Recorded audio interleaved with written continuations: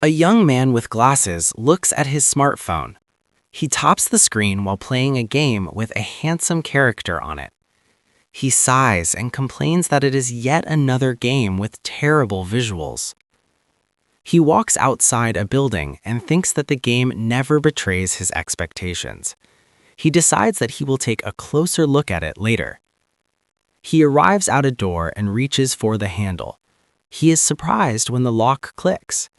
He notices that the door is already open. He pushes the door open and walks inside. He thinks about what the unlocked door means and makes a short sound of realization. Inside the apartment, a young woman with long hair stands in the middle of the living room. She shows off her flexibility by holding one leg high up in the air in a vertical split. She smiles broadly and cheerfully welcomes Akkun back home. Akkun announces that he is back. He looks at her and asks what she is doing. She cheerfully replies that she is doing yoga. She notices the shopping bag and exclaims that he bought ice cream. He confirms this and asks if she wants some, telling her to pick whichever one she likes. She excitedly accepts and chooses the soda-flavored one. Akkun walks silently past the kitchen while she cheers in the background. As Hee-chan bites into her popsicle, Akkun calls out to her. She responds with her mouth full, asking what is the matter. Akkun asks her if she thinks she should dress more properly. He points out that technically this is not her place. She continues eating her ice cream and asks why he is bringing this up all of a sudden. She argues that she has been dressed like this here the whole time. Akkun smiles wryly and replies that he has been telling her this the whole time as well. Suddenly, she grabs his arm tightly and wraps her fingers around his hand. She looks up at him with a teasing smile. She asks what's the matter and questions if he is getting conscious of her. Akkun looks away, sweating slightly, and groans in embarrassment. Akkun explains that he has a sister who is 3 years older than him. He describes how she has high standards for beauty and likes tidy things. He says that since she was little, her sense of aesthetics was amazing. As a 3-year-old, she rejected clothes she thought were lame and picked them herself. She also built perfectly symmetrical sandcastles that amazed the adults. He recalls a moment from when she went to middle school. She called out his name, Asahi. His sister told him to say hello to her friend. Asahi stared wide-eyed as she brought a friend over for the first time. The girl smiled kindly and asked if he was Asahi-kun. She introduced herself as Hinako and said it was nice to meet you. Asahi looked at her beautiful smile and thought that of course she passed his sister's strict standards. Akkun screams internally about her good-looking face. He clasps his hands in prayer and obsessively admires her features. He notes her long natural eyelashes, big pupils, small nose, and well-maintained eyebrows. He declares that she is a beauty sculpted by the gods themselves. Hinako notices his strange behavior and calls his name. Akkun sighs and realizes that he has the same tastes as his sister. He reaches out and zips up the front of Hinako's jacket. She mentions her sister's name, Tsukiko, and asks him what he's talking about. He dismisses her question and says that it's nothing. Hinako grabs onto Akkun's clothes and eagerly suggests that they play a racing game together. Akkun hesitates and mentions that he has tests coming up soon. He begs to play for just 2 hours. Akkun is disbelief, asks if she really wants to play for 2 whole hours, and questions if she is a child. After some time has passed, Akkun looks up and realizes how late it has become. Hinako remarks that it's no wonder she was getting hungry. Akkun decides to cook something and asks Hee-chan if she wants to eat too. She sits on the floor with a game controller and happily agrees. Hinako walks into the kitchen and asks Akkun what he is going to make. He replies that he is in the mood for udon, but he requests that we tell his sister that Hinako chose it. She asks him why he wants to do that. Akkun explains that his sister gets mad if he makes whatever he wants, but she'll let it go if we say it was Hinako's idea. Hinako laughs and agrees to go along with the plan. Suddenly, her phone buzzes. She checks the message and tells Akkun that Tsukiko just said she will be eating out tonight. Akkun is surprised and remarks that it's a case of speak of the devil. Since his sister isn't coming home, Akkun decides to add some eggplant, which she hates, to the meal. He serves a bowl of chilled udon with lots of toppings. Hinako looks at it and says it looks delicious. Akkun remarks that his sister has been very busy with college this year. He notes that Hee-chan seems not to be busy at all. Hee-chan explains that this is because she studies liberal arts. Hee-chan says that Tsuko has a rough time because she is in the sciences. Akkun wonders to himself if that is really how it works. He recalls a moment from when she was younger. 2 years ago, his sister started living on her own for college. She forced him to live with her, claiming that having a housekeeper would give her more time to focus on her studies. However, Hee-chan got into the same college and started visiting their apartment often. She was excited that the place was so close to the campus and even had a spare key. As they sit together eating dinner, Akkun realizes that he now spends more time with Hee-chan than his own sister. Akkun peeks at Hinako while they eat. He thinks to himself that even her side view looks perfect. He notices a problem and tells Hee-chan that she is eating her hair. She looks at him with her mouth full and makes a confused sound. Akkun mumbles quietly and she asks him what he said. He asks if he wants him to tie her hair for her. Akkun gathers her hair behind her head. He feels nervous as he touches her. He notices the back of her neck and thinks that she is too exposed, so he tries to look away. He finishes tying her hair and tells her that it's done. Hinako thanks him happily. Akkun turns away and lets out a long sigh of relief. Hinako smiles brightly and giggles. She tells Akkun that he would make a great husband. As Akkun washes the dishes, he thinks about the situation. He wonders if any healthy boy could avoid falling for her when she approaches with such a cute smile and so defenselessly. He sarcastically concludes that definitely no one could resist. He tells himself not to be fooled by her charm. Hinako announces that she's going to take a shower. Akkun tells her to go ahead. Suddenly, she grabs his arm tightly and wraps her fingers around his hand. She looks up at him with a serious expression and a slight blush. She warns him strictly that he must not peep. Akkun freezes and looks nervous as she stands right next to him. Hinako laughs loudly and says that she got him as she walks away.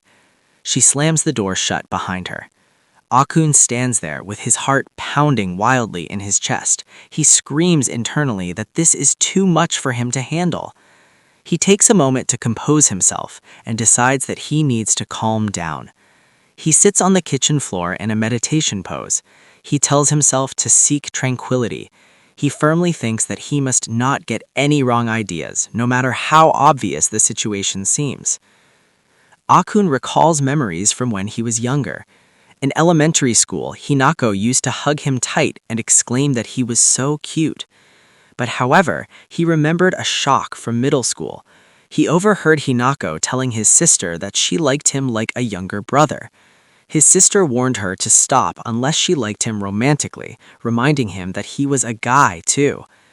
Akkun realizes it's not that kind of love. He looks at the laundry and thinks that if she saw him as a guy, she wouldn't make him wash her underwear. He stares at a lace bra hanging on the rack. He groans and thinks about how tragic it is to separate the underwear of his sister and his friend who happens to be his first crush. Akkun is walking down the street when he notices someone and makes a sound of recognition. Hinako sees him and her face lights up with a sparkling smile. She calls out his name excitedly.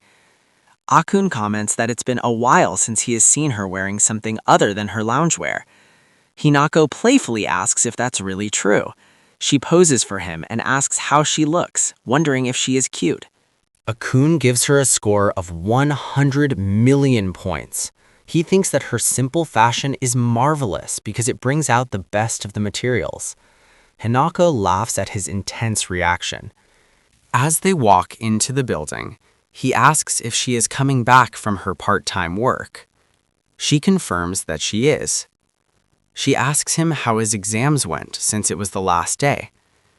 Akkun replies that he did average and she warmly congratulated him on his excellent work. He asks her to help him study sometime. Hinako loudly refuses and says there is no way she can do that.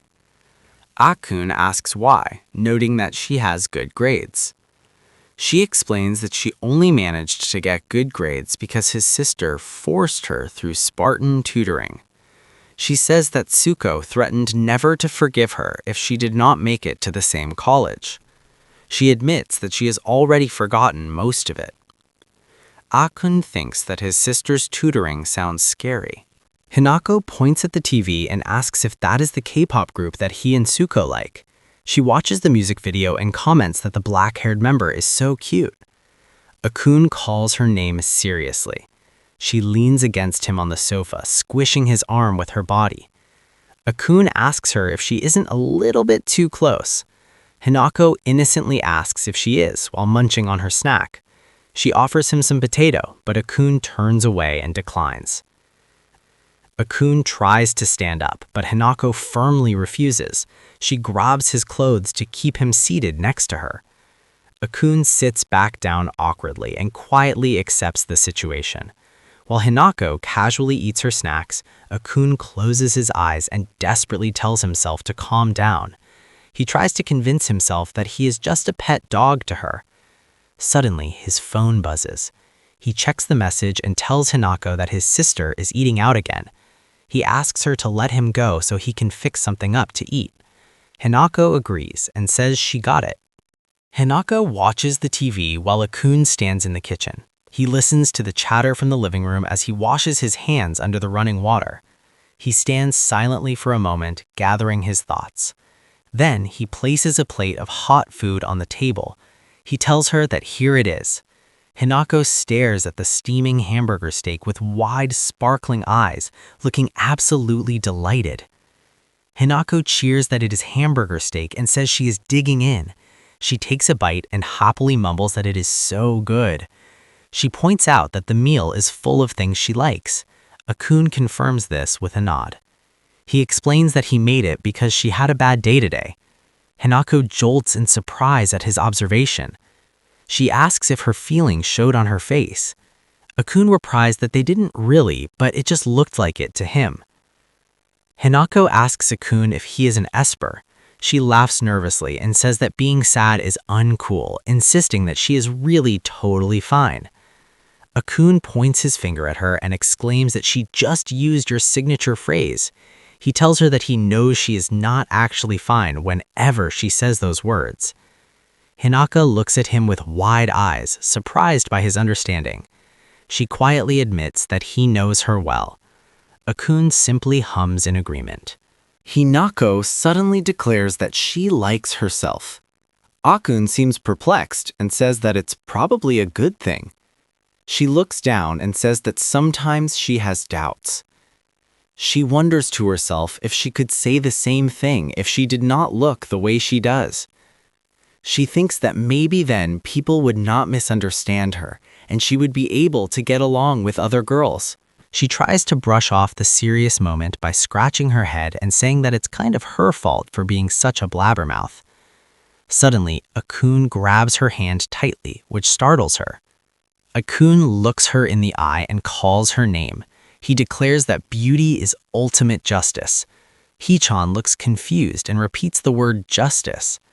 Akkun begins to speak very rapidly while holding on to her. He praises her tiny face with perfect proportions, her long natural limbs, and her wavy soft hair. He argues that the words of uncultured people cannot diminish her greatness. He states that anyone who looks down on her beauty is a fool. He firmly tells her that she is not the one at fault.